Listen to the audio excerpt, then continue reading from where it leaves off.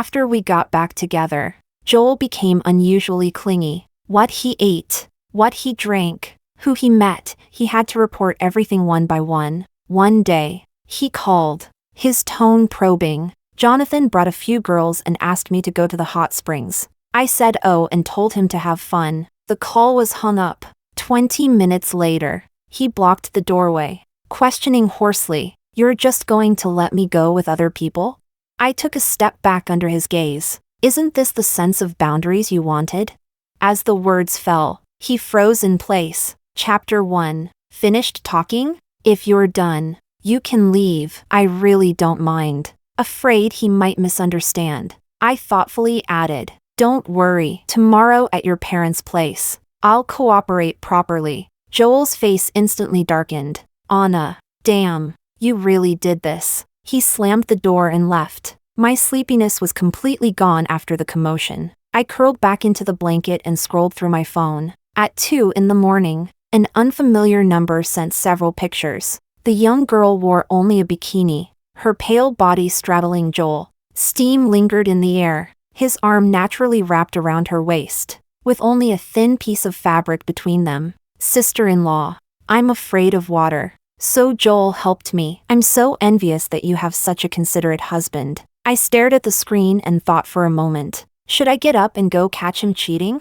But it's too late now. The driver is already off duty, and it's hard to get a car. Then, should I write a long rant condemning Joel? The weather is too cold. My hands might freeze. Maybe I should just copy one from our old chat records to deal with it. While scrolling, I somehow fell asleep. No wonder Joel never reads them. Once the emotions are removed, these texts are long and boring, quite sleep-inducing. Actually, the next day, New Year's Day, I returned to Joel's family's old residence. While talking with the elders, the doorbell suddenly rang. When I opened the door, the girl from last night's photos stood there shyly. She held a pair of men's underwear in her hand. This was left at my place yesterday. The style was young and bold. There was only one man of the right age in this house. This scene felt so familiar. The year we got engaged, another girl once came to the door like this. I went crazy, grabbed her hair, and threw her to the ground. Joel pushed me away and left with her without looking back, leaving me lying on the ground in disgrace. That night,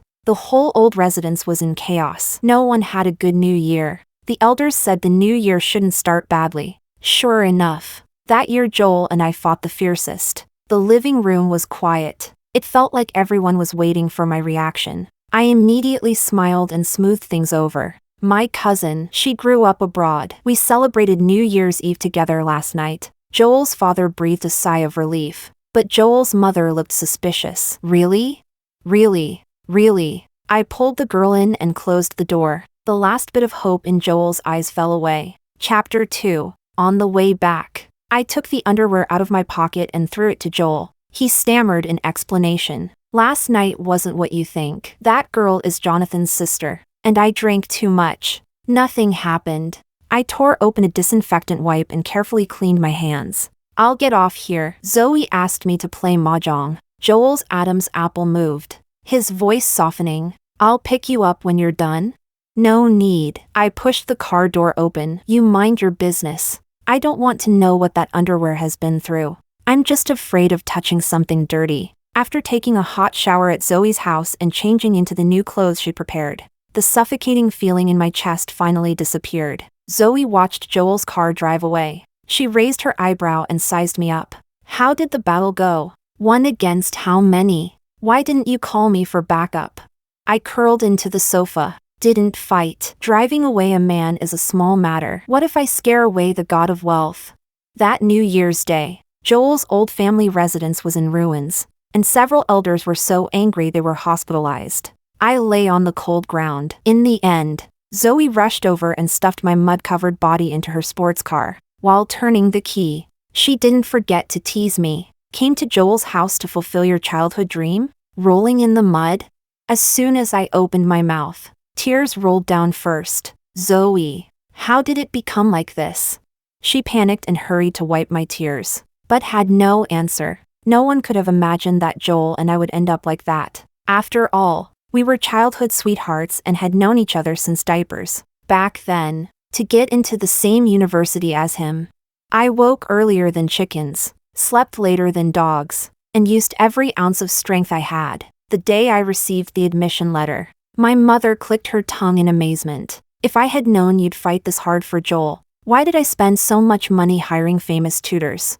Everyone believed that I, Anna, would be tied to Joel for life. But just when we finally grew up and no longer had to share street food from the same stall, he let go first. He hated how his family controlled his future, forcing him to give up his dream of music and return to inherit the company. This hatred reached its peak after I agreed to the engagement. Unfortunately, at that time I was only immersed in the joy of getting what I wanted and being with the one I loved. I didn't notice that the love in his eyes for me had long disappeared. After the engagement, he was rarely home. Every time I woke up, my phone would be filled with messages of concern from kind friends. Young Master Joel had spent a fortune on another model, hugged women at yacht parties, and even held a wedding for himself somewhere. Those messages were like mold in the rainy season, impossible to wipe away. I once hysterically questioned and went crazy, making it known to everyone. All it brought was Joel's deeper disgust. Can you have some sense of boundaries?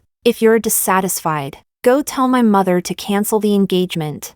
Zoe's precise comment, compared to husband and wife. Our relationship was more like rebellious mother and son, one desperately trying to escape, the other clinging tightly. I thought we would struggle like this for a lifetime, but while arguing, I suddenly grew tired. There's nothing a glance between best friends can't understand. Seeing how calm I was, Zoe asked softly, "So, what are you planning?" I took the warm water she handed me. That project in the UK, both my family and Joel's invested a lot. I plan to go there personally. How long? 3 years for now. She reluctantly wrapped her arm around my neck. Before you leave, let's have fun. Everything's on me. Don't worry. I smiled and leaned on her shoulder. You can't escape it. Chapter 3. Late at night. The doorbell woke me again. Joel leaned against the doorframe drunkenly, his tie hanging loosely around his neck. I checked my phone. In the muted chat window, unread messages had piled up to 99 plus. It seemed he couldn't reach me, so he came directly. A year ago, I would definitely have been flattered that he came home drunk. Then I would have hurried to help him inside, serving tea and water, busy the whole night. But now, my freshly washed hair smelled nice and the house was clean. I really didn't want the stench of a drunk man in here. Seeing that I had no intention of letting him in, he asked hoarsely, "You're just going to let me stand here? You came to the wrong place. This is my premarital apartment, not our marital home. I'll call someone to pick you up." As I lowered my head to look for a number, he shamelessly moved closer. "Anna, I want to drink the porridge you make." I took a deep breath, suppressing the faint lingering pain in my heart. "Really? You'll leave after finishing the porridge?" He nodded eagerly. I opened the food delivery app and handed him the phone. "Pick whatever flavor you want yourself." He froze in place, the alcohol seemingly half gone. "Anna, you never let me eat this." He must have remembered that when we first got engaged, I wanted to be a good wife and even hired a cooking aunt to teach me step by step, starting from chopping vegetables. But he never even looked at it, let alone tasted a bite. I secretly posted photos of the meals I carefully prepared on social media. Many mutual friends liked and commented. I thought maybe he would see it and want to come home to try. But all I heard was Joel laughing at the drinking table. "If you had a simp like Anna, you'd think my life is miserable too. Why would I eat the delicacies outside and go back to eat her pig food?" Amid laughter, I ran home and cried for 3 days. Zoe was angry and heartbroken. "My dear princess, you'd rather starve than cook. Why learn cooking for a man?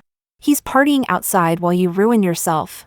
I suddenly woke up. I never cooked again. My cooking isn't good anyway. I pushed the phone toward him again. "Order delivery." He sighed and took the phone, his fingers brushing my palm. His other hand instinctively tried to wrap around my shoulder. I stepped back abruptly, my back hitting the door with a dull thud. In the deathly silence, he lowered his head and lit a cigarette. The flame flickered in the night, illuminating the features I once adored. "Anna, I'm your fiancé, not a virus.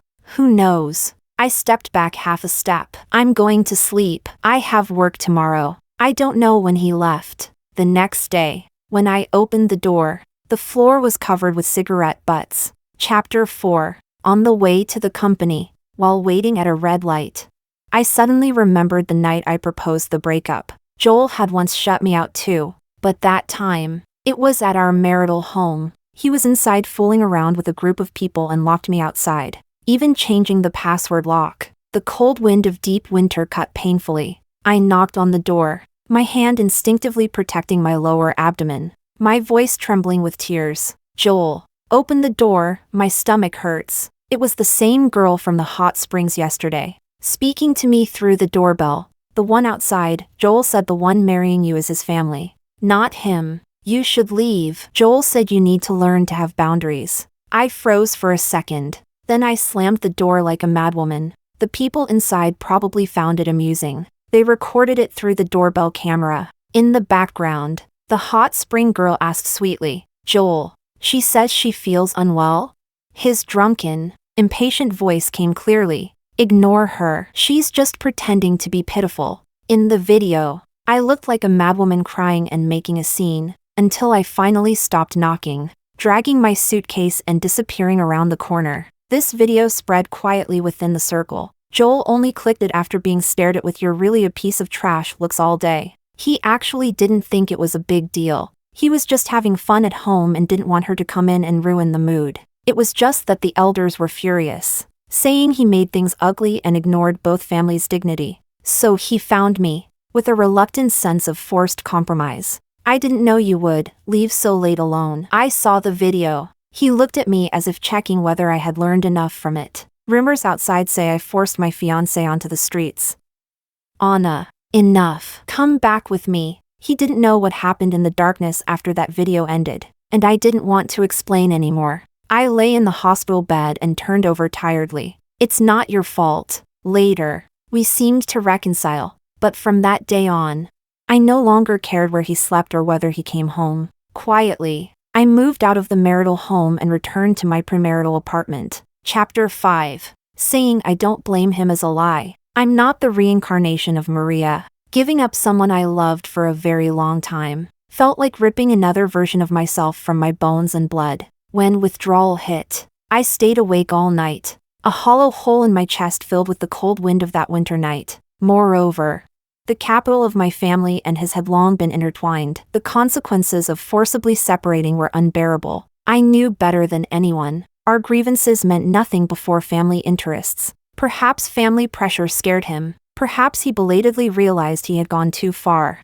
Joel restrained himself a lot. No more nights away. No more ignoring me. Instead, wherever he went, whatever he did, he reported everything in detail. One day, I was finalizing the core terms of a billion-dollar project, negotiating profit sharing in the final round. The meeting room was silent. All eyes were on my response. His messages popped up non-stop. He had booked a famous wedding dress designer, asking what style I wanted. When I didn't reply, he called again and again. The phone vibration was piercing. The partner said kindly, "Please handle it first. It might be urgent." I smiled politely and excused myself. I held my anger until I reached the restroom, then answered coldly, "What exactly do you want? Why keep asking about such trivial matters?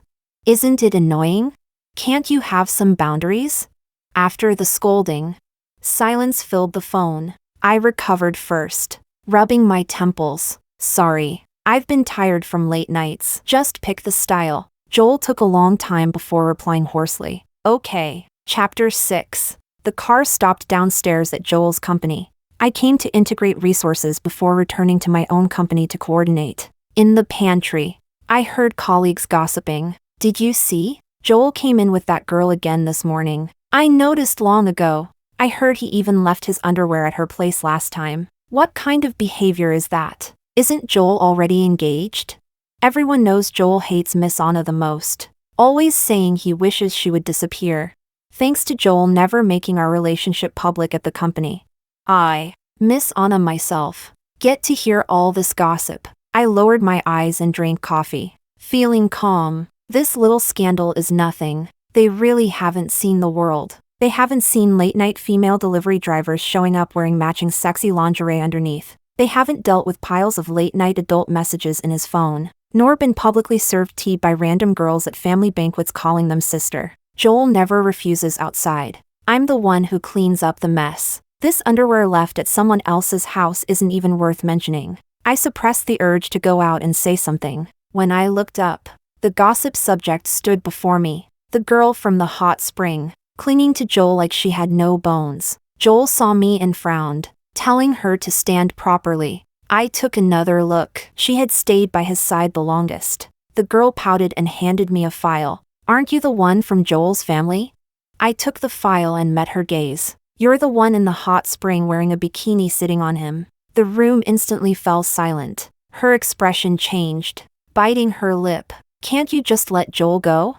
I waved my hands. Don't drag me into this, little sister. I just want to prepare documents and go abroad. In panic, my voice rose. I used Joel's usual excuse. You call him brother. I call him brother too. What letting go? Anna. Joel's warning voice came from behind. What nonsense are you talking about? I shook the file and pressed the elevator button. Brother, deal with your own private matters. Don't drag me in. The elevator doors slowly closed, reflecting Joel's dark face and the girl's aggrieved expression. They seemed to be arguing again, but it had nothing to do with me. I looked down at the flight confirmation email. In 24 hours, I would leave. Chapter 7. After partying too late with Zoe, I forced myself to attend Joel's grandfather's banquet the next day. I placed the prepared gifts on the table. The first was a jade ruby, wishing him good fortune. The second was the jade bracelet he gave me at our engagement. Today I returned it. The meaning was obvious. I stood behind his grandfather and massaged his shoulders. Grandpa, please approve my request to cancel the engagement. He panicked. Did that boy force you again? I shook my head firmly. It's my decision. My feelings are gone. This engagement is meaningless. I will handle the UK project well and protect both families' interests. Grandpa looked at the bracelet and sighed. My family failed you. He added after a pause. You will take full charge of the UK project. We'll also give you 5% more profit personally. Thank you, Grandpa. I smiled and accepted. I deserved it. With 2 hours before the flight, I served tea and left early. When the car started, I looked back one last time. Joel and I grew up here together. Now the show is over, and I leave alone. At the corner, Joel's car drove in. The hot spring girl sat beside him. We passed each other. Joel, may you get what you want, and may my future be boundless. Chapter 8. Joel hurried to the banquet hall but could not find that familiar figure. He leaned toward his grandfather and tested calmly. What did Anna bring? Grandfather played with the jade ruby. He pushed another brocade box over. Inside lay a lonely jade bracelet. The treasure she cherished had been returned by her own hand. Joel felt uneasy. Where is she? Grandfather sipped tea calmly. She left. She said she was willing to set you free. The engagement is cancelled. Grandfather glanced at the hot spring girl. You should be happy now. Joel stood frozen. His first reaction was overwhelming exhaustion. He remembered his clumsy changes, looking for her even when drunk. Learning to cook. Choosing wedding dress styles. He had compromised so much. Yet she was still making trouble. Anger surged. With Anna's personality, she was probably flying to the UK now. So he texted Zoe. Is it fun to toy with me? Watching me act like an idiot changing for her, are you satisfied? Zoe didn't reply. She sent a surveillance video from a convenience store near the marital home. In the blurry footage, Anna walked in a daze, unaware of the staggering figure behind. The man suddenly pounced, grabbed her hair, and dragged her into the bushes. Anna struggled desperately, crying, "Please let go, my stomach hurts." A passerby screamed, "Call the police! That lunatic is attacking a woman again." Anna lay on the ground. She kept opening her phone. Blood foamed from her mouth. "Joel, answer, please, save me." The last frame showed dark liquid spreading beneath her. She lay there motionless. What was he doing then? He was in the warm marital home, drinking with another girl, rejecting Anna's calls while saying, "Ignore her, she's pretending." The video ended. Joel's face lost all color. He opened his mouth but made no sound. Now he understood her cold indifference. Chapter 9. After Anna left, Joel still indulged in pleasure and nightlife. He went out with all kinds of beauties and played harder than anyone. Everyone said he was freer without Anna. Only Joel knew he was a coward. He didn't dare go find her. He secretly registered countless fake accounts. Day and night, he refreshed her updates. Across the cold screen, he watched her laugh by the Thames, the wind lifting her hair. She was like a pearl wiped clean of dust. After leaving him, she was no longer confined to the kitchen and love, and she shone brightly. This made him unwilling, and strangely uneasy. He was slowly disappearing from her life, and she didn't care. One day, a girl dressed like Anna climbed into his bed. In the dim light, he almost felt tempted, but at the same time, the image of her desperately knocking, the pool of blood, the child they lost flooded his mind. He realized he was trapped in memories, loving the same person again and again. He told the girl to get out. He lit a cigarette and picked up his phone. The algorithm pushed a video Anna liked to his homepage. He opened the comments. He saw her comment, "Will someone really remember the heartbeat of 17 forever?" Chapter 10. Joel blew out a smoke ring. She must regret leaving impulsively. He almost immediately believed this. Otherwise, why mention 17? That time belonged only to them. Anna was always called a silly girl, always chasing Joel. He often slipped away from suffocating family banquets, sneaking into the dusty piano room. The melody under his fingers was called worthless by elders. Anna would follow quietly and smile, asking him to play again. Her smiling eyes hooked his heart. He once thought they would live forever in bright summers, but reality came like a tide. Their secret world drowned. Her love became equal to family responsibility and marriage value. He tried to escape and hurt her, but what she gave him was never shackles. It was her heart. He crushed the cigarette, but couldn't crush the ache in his chest. He didn't hesitate. In the 4th month after she left, he booked the earliest flight to her. Chapter 11. Downstairs of the branch office, I saw Joel. He was carrying several supermarket bags filled with vegetables and hot pot soup base. It looked completely out of place with his usual carefree aura. He walked beside me naturally,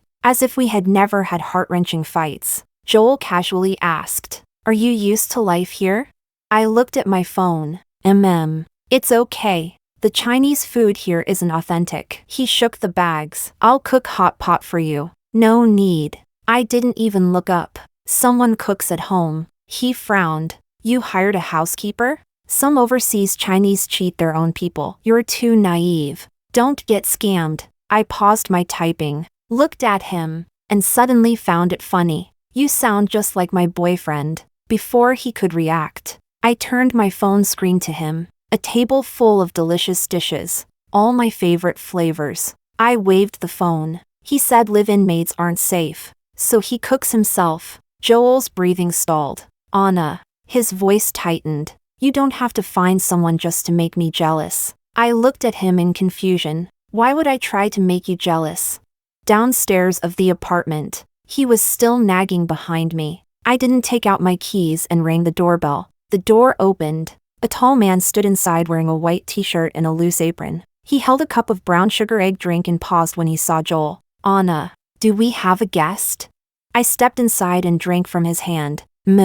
All Joel's prepared words died in his throat. His Anna, in another man's arms, looking at him like a stranger, calling him Joel, a long unseen ordinary friend. Chapter 12. Joel started working at the branch. No one had any objections. He represented the family, which was only natural. I just moved to the 2nd floor, too lazy to deal with him. In the office, I was reviewing some reports. Joel brewed a cup of peanut sesame tea and placed it on my desk. The same old routine again, as if pretending nothing happened could erase everything. He was like an ostrich, ignoring reality and caring only about his own feelings. When he liked me, he would praise even the street food he hated. When he despised me, he would humiliate me in public. The whole world had to revolve around him. I kept reading the documents. He tried to make small talk. "Anna, peanuts or green beans?"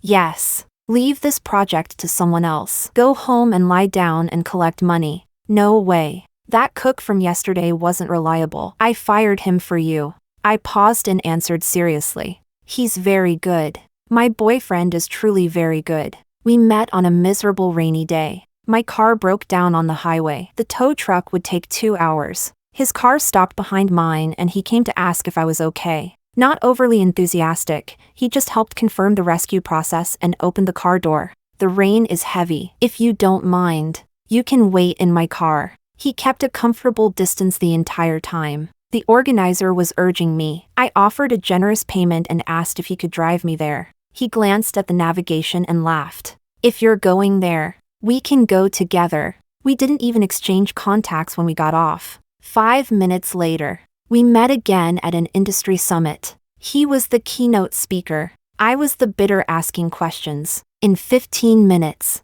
he grasped the core value of my proposal and clarified the implementation. We looked at each other amid applause. Sometimes fate makes you desperately want to approach someone. Marco was that kind of person. He could corner opponents at the negotiation table and cook authentic Hunan cuisine for me. What he gave was care within boundaries and respect beyond them. When I was entangled with Joel, I thought love was painful. After leaving him, I realized it wasn't raining outside at all. Adult love doesn't need hysterical proof or interrogation. My eyes lit up when I spoke of Marco. Joel finally snapped and pressed his hand on my report. What must I do for you to go back to the past? I pulled my hand back and looked at him seriously. The past? Which past? 5? 15? Or when you rotted at 25? Which past do you mean? I picked up the report and walked to the door, pausing at the handle. Joel, life is a flowing river. If you can't stay pure like you were at 18, why expect me to stay still and be a fool?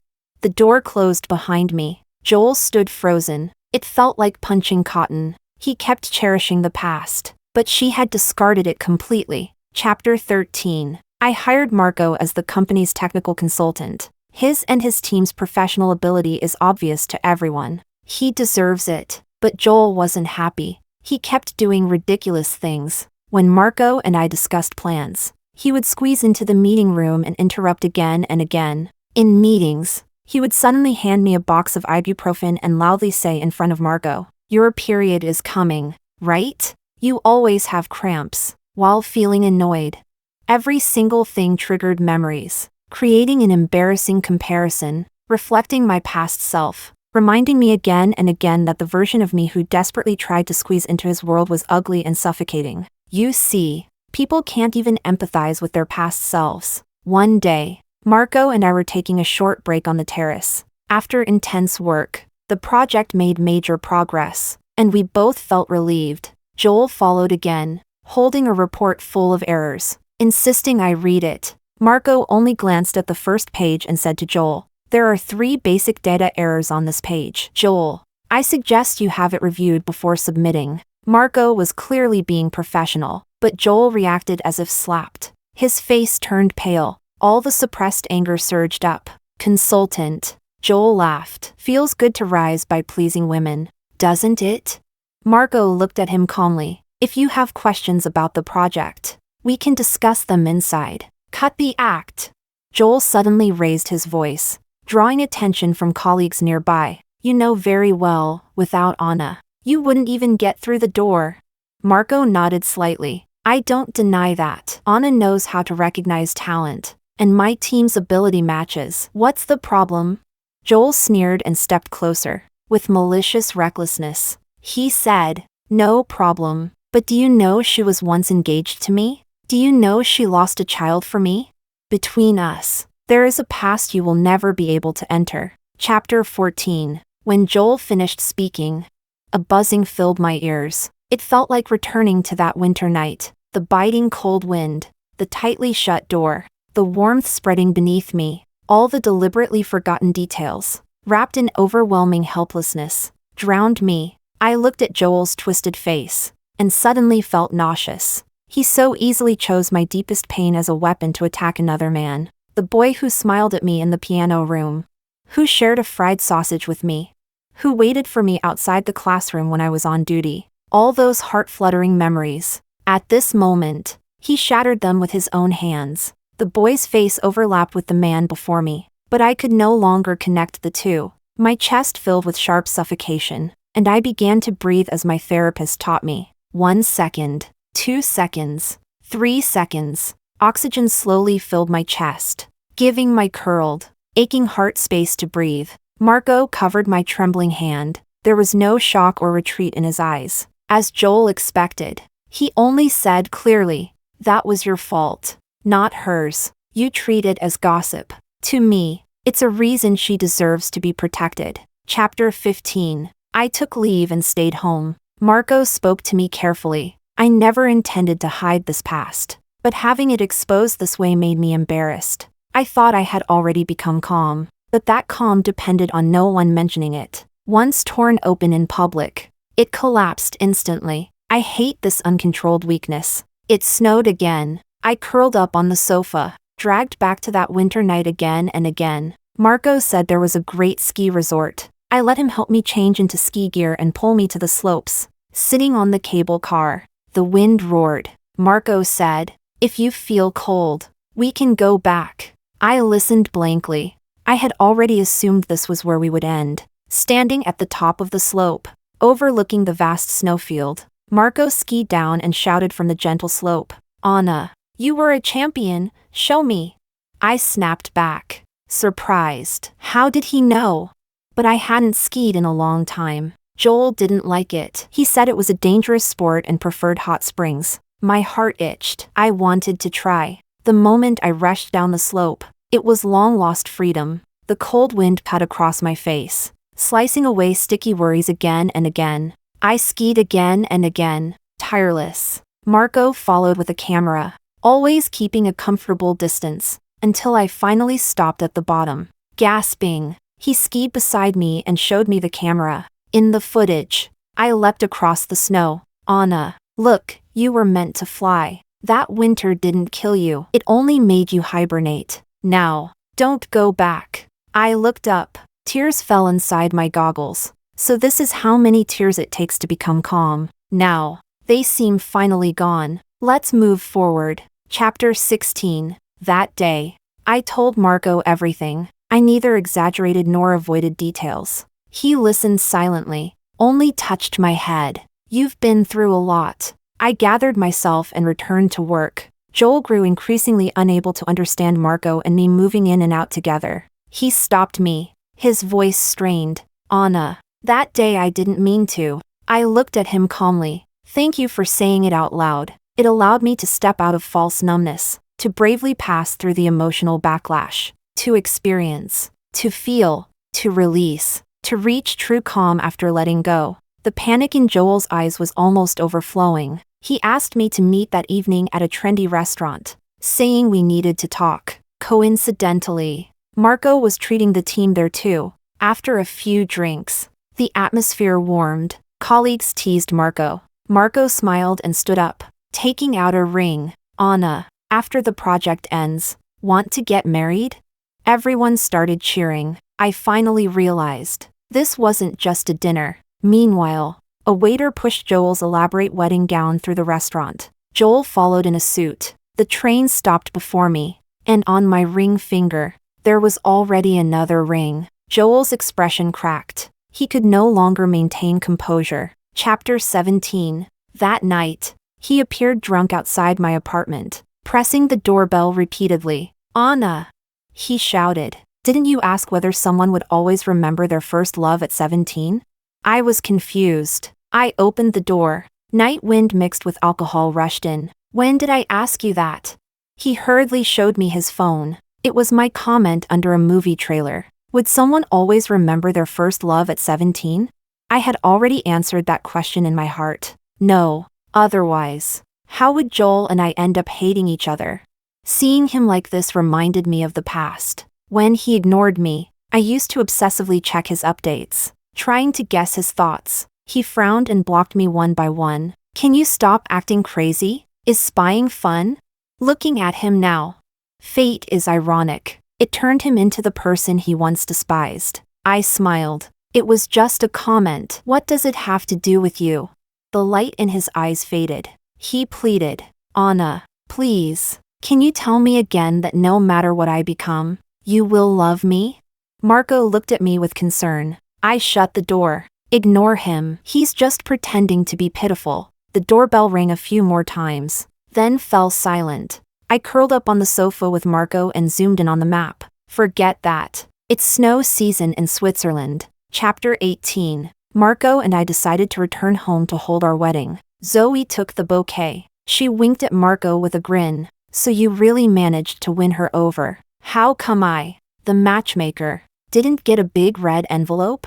Marco actually scratched his head. His calm and steady aura instantly disappeared, like a young boy caught red-handed. I looked at Zoe in surprise. She pulled me aside and lowered her voice. This guy has been eyeing you for a long time. He was 1 year above us and chased you for ages. But back then you only had eyes for Joel. So all the snacks he gave ended up in my stomach. After you broke up, he kept asking me indirectly whether you were doing okay. You fell into Joel's pit. How could you be okay? So when you went to London, I accidentally told him your whereabouts, thinking someone there could look out for you. I froze suddenly. A blurry figure in my memory slowly became clear. Marco walked over and wrapped an arm around me, the tips of his ears red. I almost thought I'd spend my whole life guarding this tiny hope. He lowered his head to look at me. Luckily, in the end, I still got to wait for you. Chapter 19. After that night, Joel disappeared for a long time. The next time I heard about him was in social news. A Chinese man collapsed drunk in the snow at night and almost died of hypothermia. His life was saved, but his soul was gone. He didn't argue or make noise, he just stared out the window all day, his eyes frighteningly empty. He held a wedding dress all day, muttering, "I lost Anna." His family finally gave up completely. They took Joel home and adopted a smart child from a collateral branch. They finally gave Joel the freedom he had always dreamed of. He could play music, wander the world, and no one would control him anymore. But he felt it was utterly meaningless. One day, he heard that a shop in Akihabara had opened that could customize dolls. He walked in. He took out a photo. The wedding photo of Anna and Marco had been brutally cut. Only the part where Anna was smiling remained. Using this incomplete single photo, he customized a life-size doll. Then he carefully dressed the silent, unmoving Anna in that heavy wedding dress that had already grown somewhat dirty. From then on, he drove an RV, traveling with his bride, putting a straw hat on the doll by the sea, reserving a seat for the doll in restaurants. The last time he was seen was at a ski resort in Hokkaido. He drank all the alcohol in the vehicle, holding his bride. He walked into the midnight blizzard. When the staff found him, he was tightly hugging the doll in the wedding dress, with a faint satisfied smile at the corner of his lips. The police found a diary in his RV. It was filled entirely with repeated "I'm sorry." On the last page, there was only one line: "Now, we can finally be together forever."